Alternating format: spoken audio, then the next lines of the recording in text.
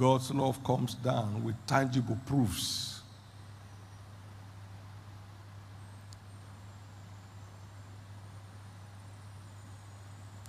It's the greatest of all spiritual virtues. You have faith, you can move mountains, but you have no love, you are nothing. You have all knowledge, you understand all mysteries, and you have no love, you are nothing. 1 Corinthians 13 and 1 to 3. You even go ahead to part with all your goods to feed the poor, and you have no love, it profits you nothing. Now that implies that without love, every other spiritual virtue equals zero.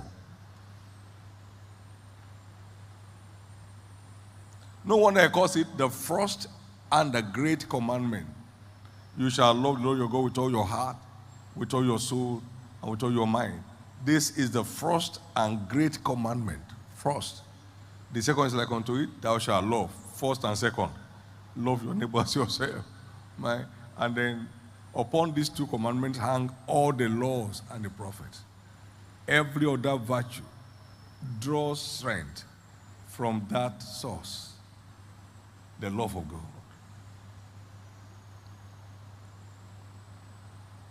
So just like a bicycle without a hub, there's nowhere to hold the spokes.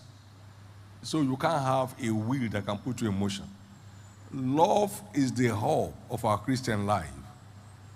I mean the love of God with proofs. Paul was speaking to them in the Corinthian church.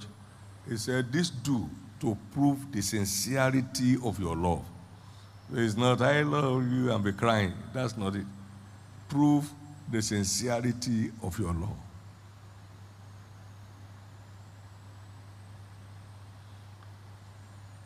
He said, love never fails. 1 Corinthians 13:8.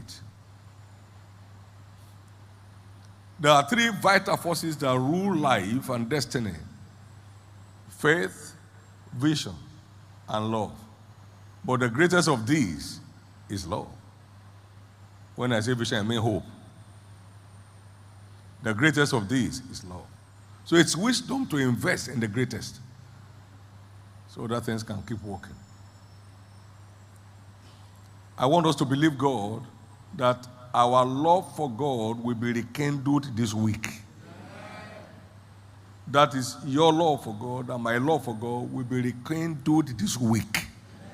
That it will go to next levels this week.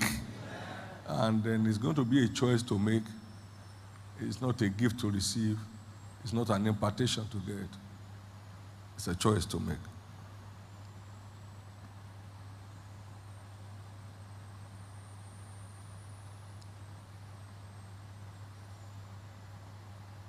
Our exhortation line this week is captioned, true lovers of God are ordained as living wonders. Everyone truly in love with God is ordained a living wonder. 1 Corinthians chapter 2 and verse 9. Eyes have not seen, nor ears heard, does enter the heart of any man, the things that God has prepared for them that love him. So they live a wow order of life. They are men and women, boys and girls, to be wondered at. They are not men and women struggling for survival on the street.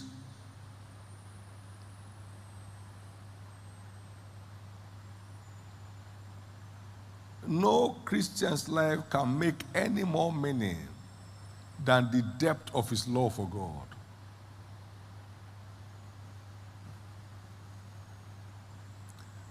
Now, people think, now listen to me, people think that liberty connotes doing whatever you feel like doing, you are still okay. No. The Bible defines it as the perfect law of liberty. That is what you must do to remain okay.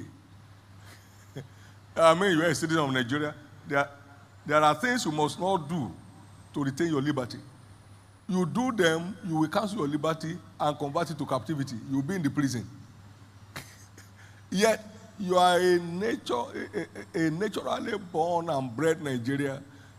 You are supposed to have liberty in your country, but your liberty is guided by rules. That's why people are missing it. They just think the kingdom is for free. I mean, salvation is for free. Anything, your direction is to God in Christ. You will discover that you are in captivity. It's guided by law. So if you are not in love with God, maybe you have lost more than 70% of your rights. You'll be struggling.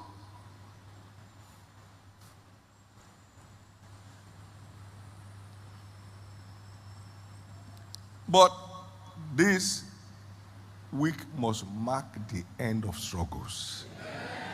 As you turn your life loose unto God. His name shall be called Wonderful. And when you begin to grow in love,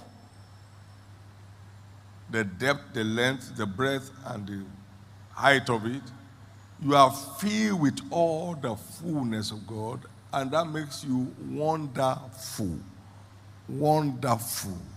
It is the love of God, the growing love of God in us that defines our level of wonders in the world.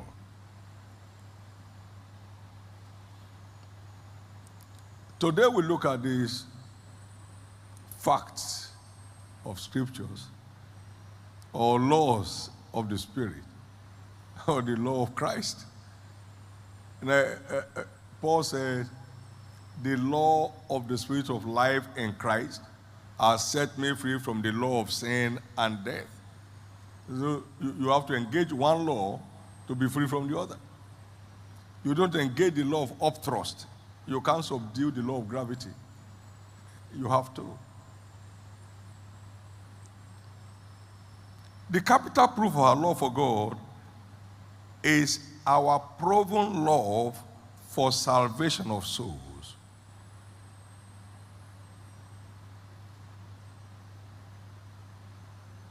Paul said, who shall separate me from the love of God that's in Christ Jesus?